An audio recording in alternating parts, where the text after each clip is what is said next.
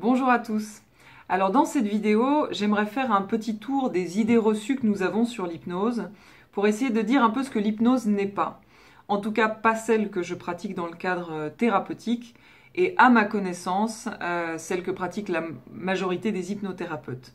On a plein d'idées reçues sur l'hypnose et c'est bien normal. On a tous en tête des images de spectacles à la télé où les gens ont l'air de tomber inconscients ou se retrouvent avec les doigts collés ensemble. On a des images du fameux pendule ou de l'occultisme ou de ce genre de courant-là, ou même du serpent K qui hypnotise Mowgli avec ses yeux qui tournent. Et c'est sûr, quand on pense à tout ça, on n'a pas trop envie d'aller par là. Et on se demande, mais est-ce que je vais perdre mon libre arbitre? Est-ce que je vais perdre le contrôle? Est-ce qu'on peut m'implanter des idées dans la tête, par exemple, ou être influencé à faire des choses que j'ai pas envie de faire? Alors, je vais essayer de répondre à toutes ces questions-là par une petite liste en 3 points des 3 grandes idées reçues que nous avons sur l'hypnose. Première idée reçue, dans l'hypnose, on perd connaissance. Non. Le propre de la transe hypnotique, c'est justement de concerner une zone de fréquence cérébrale entre l'état d'éveil actif où on parle et l'état de sommeil. C'est-à-dire que dans cette zone qui est relative à la transe, on reste conscient. C'est le propre même de l'état d'hypnose. Dès que l'on bascule dans le sommeil, c'est-à-dire dès que l'on devient inconscient, tout simplement, on est en train de dormir. Et donc, on n'est plus dans l'hypnose. L'hypnose n'est plus efficace à cet endroit-là. Vous voyez, nous avons 4 niveaux distincts d'ondes cérébrales, de fréquences cérébrales que les scientifiques identifient comme telles. On a les ondes bêta tout en haut qui sont les ondes dans lesquelles le cerveau est conscient, actif, en état d'éveil. C'est le cas là au moment où je vous parle, quand je vais manger tout à l'heure, quand je vais me balader dehors. Ensuite, on a les ondes alpha qui sont un état de relaxation modérée dans lequel l'intuition est un peu plus présente, dans lequel on entre dans une forme d'harmonie avec notre environnement, notre expérience. C'est un peu ce qui se passe quand on commence à entrer dans l'état hypnotique, pour ceux qui ont fait les hypnoses guidées que j'ai mis à disposition. Ensuite, on a les ondes θ, qui sont un peu plus basses et qui relèvent d'un grand état de relaxation dans lequel on est vraiment très réceptif. Et là, c'est vraiment l'état, ce qu'on appelle de transe profonde, où l'imaginaire est très actif. C'est un peu comme juste avant de s'endormir, vous savez, quand on fait plein de petits rêves, mais qu'on est encore réveillé.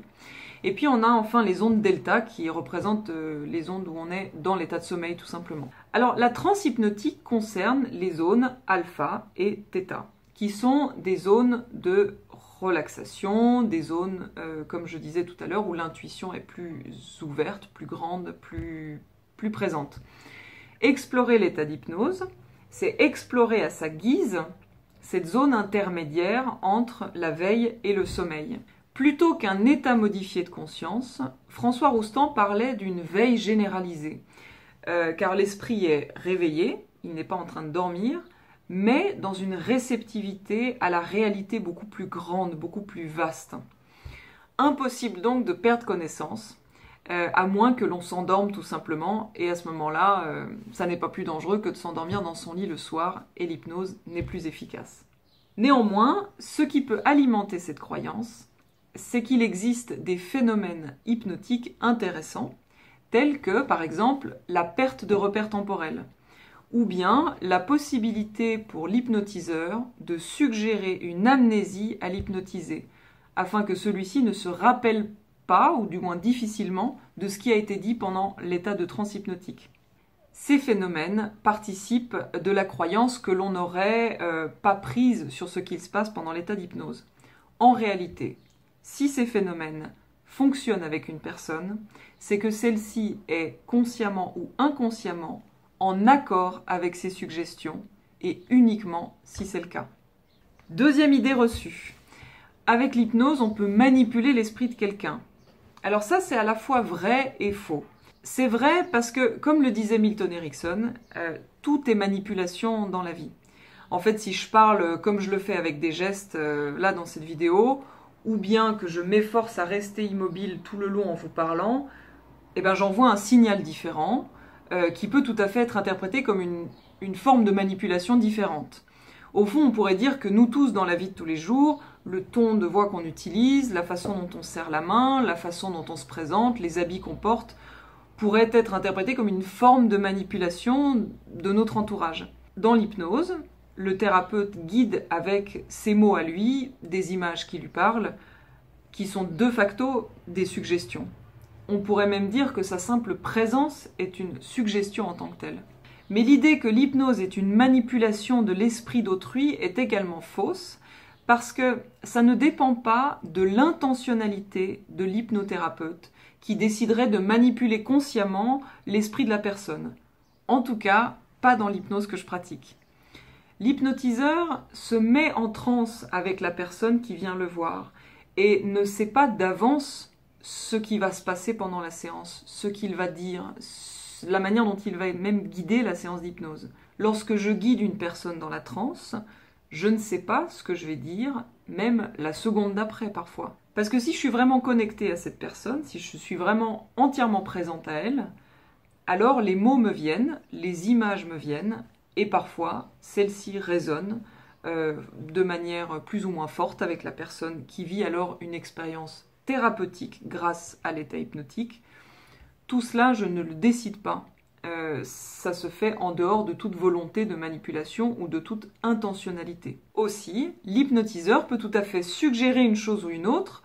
L'hypnotisé ne recevra profondément cette suggestion que si cela résonne avec lui, que si cela lui semble juste, est adéquat dans son propre cheminement. À cela, il me faut répéter que tout phénomène hypnotique ne peut fonctionner sur quelqu'un si et seulement si cette personne est inconsciemment ou consciemment en accord avec ses suggestions, c'est-à-dire ne se sent pas menacée dans la situation ou dans une contradiction profonde avec cette suggestion.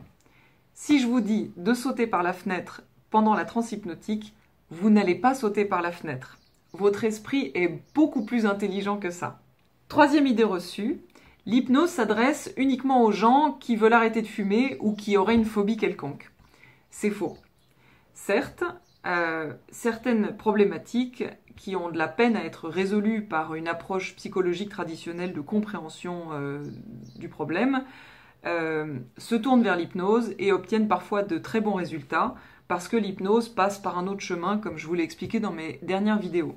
J'ai régulièrement des personnes qui viennent me voir pour traiter une phobie et en utilisant l'hypnose et l'EMDR dont je vous parlerai dans une future vidéo que j'utilise aussi, on vient à bout de la phobie en 1 à 3 séances. C'est fantastique. Moi j'adore voir quelqu'un se libérer comme ça de quelque chose qui le pesait dans la vie de tous les jours et c'est vraiment très efficace.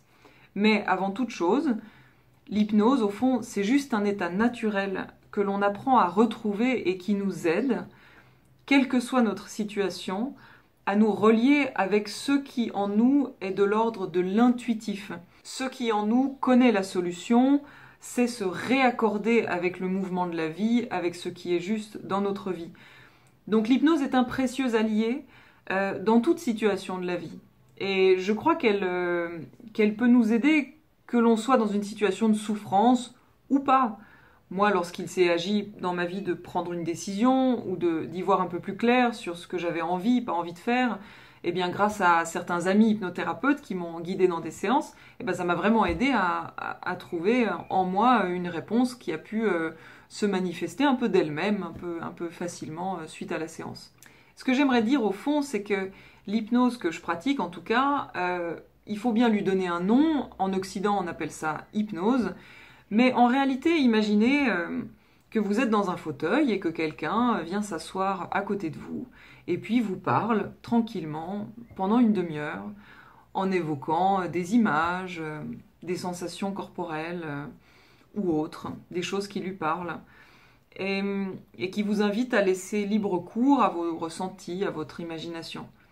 On peut imaginer par exemple un grand-parent qui s'assied avec son petit enfant le soir à l'heure du coucher et qui lui raconte spontanément une histoire qui lui vient en présence de son petit enfant, en prenant une voix adéquate, une voix posée, en le guidant au travers d'un petit voyage imaginaire. Eh bien, il y a quelque chose de simple et naturel dans l'hypnose qui n'a rien de moins naturel que cela. c'est tout simplement, je dirais, retrouver une capacité innée à réinventer le monde par son imaginaire et à se laisser prendre place dans un grand tout qui est comme une grande danse de la vie pour mieux redevenir disponible à elle et se réouvrir au mouvement des choses. Voilà, j'espère que cette vidéo vous aura éclairé. En tout cas, n'hésitez pas à commenter, partager et puis à me poser des questions si vous en avez. Si je peux y répondre, j'y répondrai avec plaisir. Si vous souhaitez vous inscrire au cycle des 4 hypnoses que j'ai mis à disposition pendant le temps du confinement, n'hésitez pas, je laisse le lien en annexe de cette vidéo. Quant à moi, je vous souhaite une excellente journée et je vous dis à tout bientôt pour parler d'hypnose. Au revoir.